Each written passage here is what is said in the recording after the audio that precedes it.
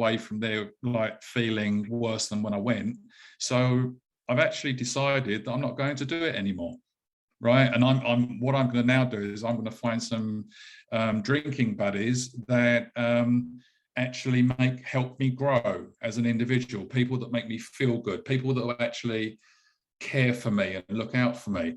Just imagine the rest of your crew hearing that, that's what I think has to happen with well-being promotion at work. It's got to come from the top down. Right. Do you think so? Absolutely. Do you think so? Absolutely, from the top down, right? Now, Alan, thank you for that insight. I want us to talk about relationships, right, and mental health, right? Alan, what can a person do when their relationships, right, is beginning to affect their mental health? This is a really interesting subject for me, because I've got a joke for you here, right? So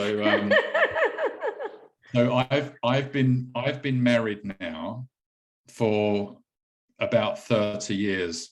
And whenever I mention that in front of somebody, especially when my wife is next to me, I say, you don't even get that long for murder, do you? But anyway, that's my bad dad joke, right?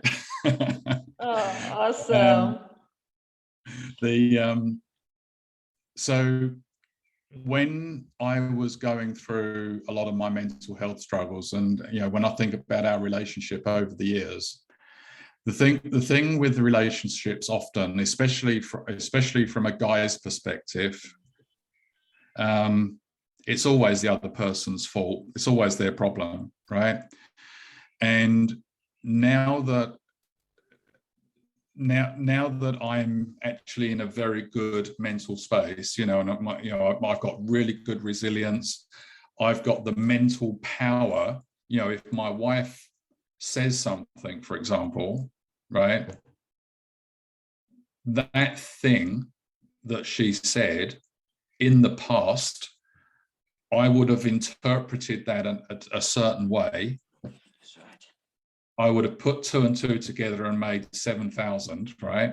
And I would have snapped. What do you mean by that? Or whatever it is, I would say, and then suddenly it escalates, right? It's all those micro or it's all the accumulation of all of those things over years that makes relationships go sour. It's one of the things, at least.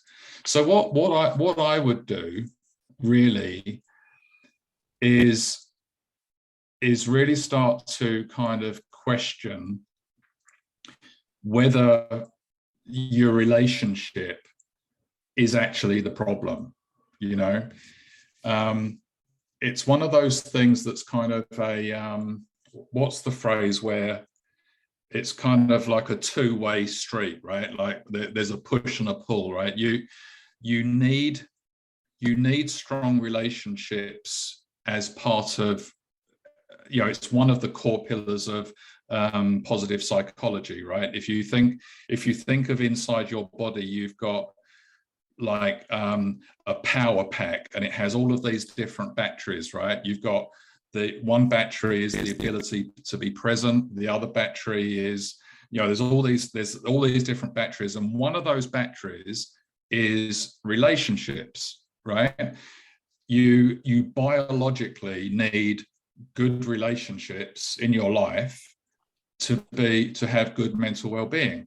So, but on the flip side of that is, if for whatever reason you've got poor mental well-being, let's just say that you are really low in some other areas, like your self-worth battery, or whatever they are, you're right.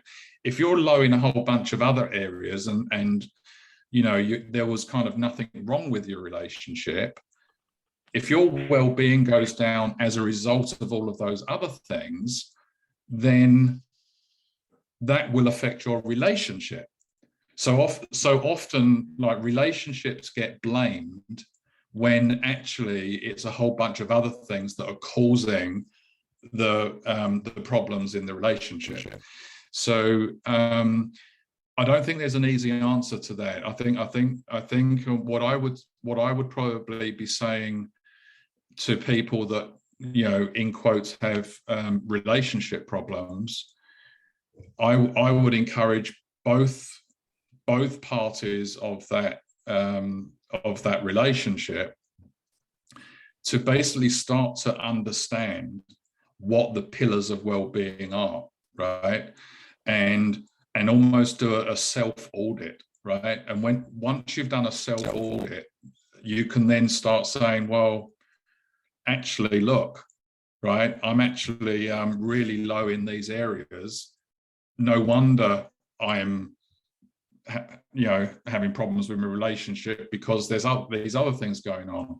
And if you can both be honest enough with each other to say, we're going to, you know, we're going to start learning about this stuff and we're going to start working on this stuff, then I think it's a healthy way forward. Do you think? Sure. Absolutely. I think relationships are two-way traffic, right? And it's a give and take, right?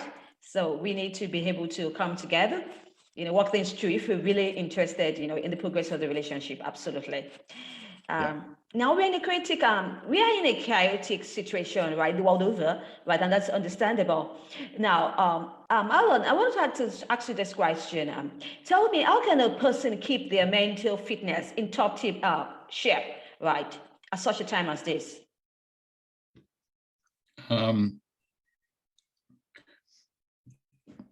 There's the first thing you can do kind of comes back to that last question.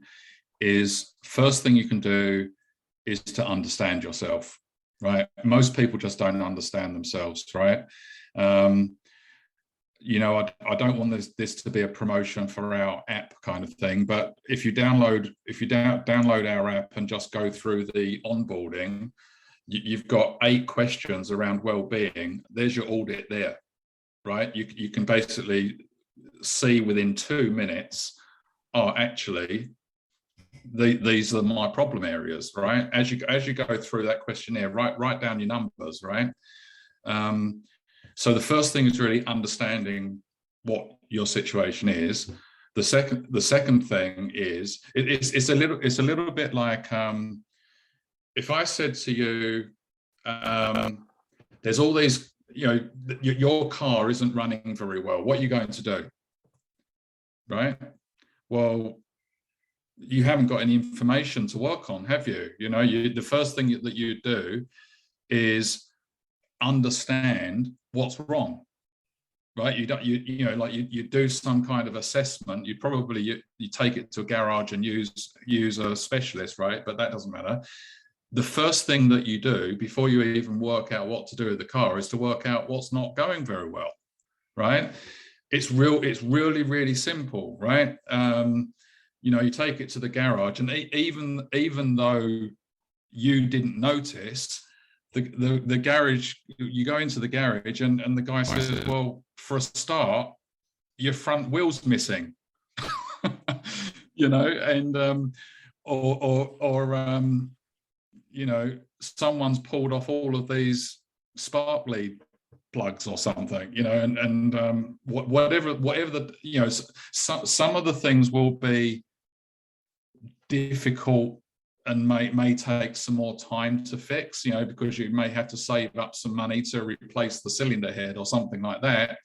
Some things will be quick and easy, right? So it's really getting to, like, really be honest, understand where you are across like all these different dimensions, and you know, just go and start Googling, or go on, if you're a visual person, go onto YouTube and look up positive psychology, because what the positive psychology framework does is it makes it so basic, right? It says, look, these are all the pillars where you need all of these things taken care of in your life to feel good, right? and and then you have to work on those things. You don't get to be a runner in the Olympics just by showing up, do you? You have to work on stuff, and the great thing is look, I'm gonna make this up, right? But like probably 95% of the work that you can do just by reading and learning, right? Like for example, if let's just say that you've got let's just say you feel like you're in a toxic workplace, because everybody like doesn't talk to you in the right way or whatever,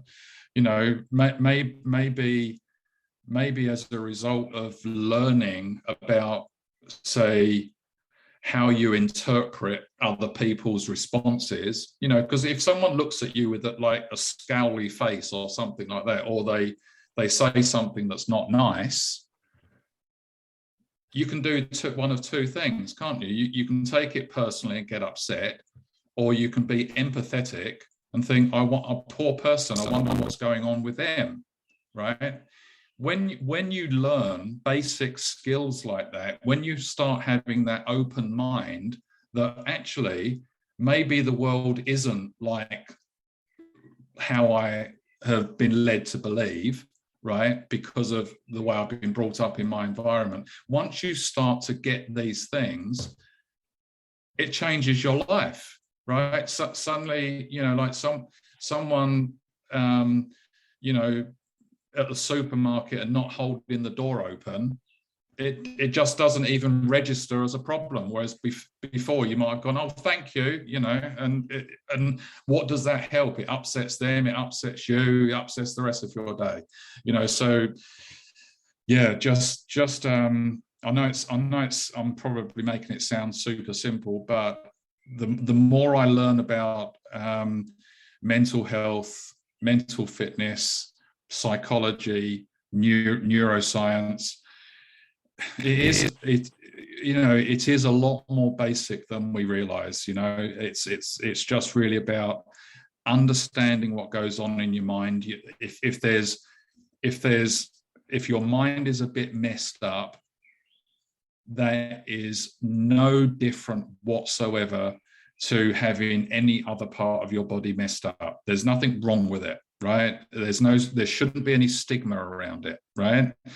And if somebody, say, they go to the doctor and they've got high blood pressure, they wouldn't have an issue at all with taking the blood pressure tablet every day that the doctor recommends.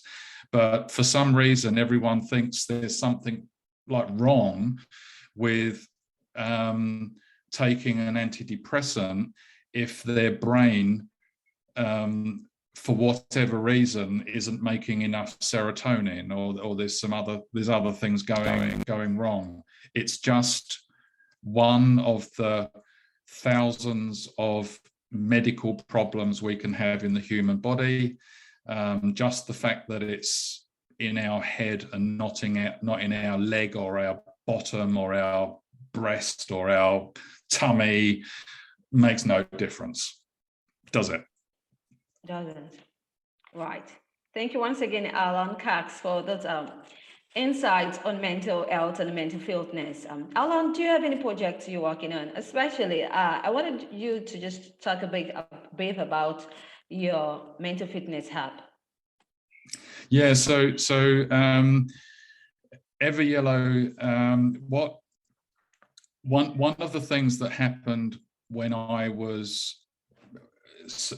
had my mental breakdown, I was in such a bad space that I couldn't even read stuff, right? People were giving me these apps to try, like Headspace and whatever. I just couldn't do any of them, right? And I actually played content that I'd curated off of YouTube probably illegal, so close your ears if you're someone from Google or YouTube right now, right? But I copied these tracks to my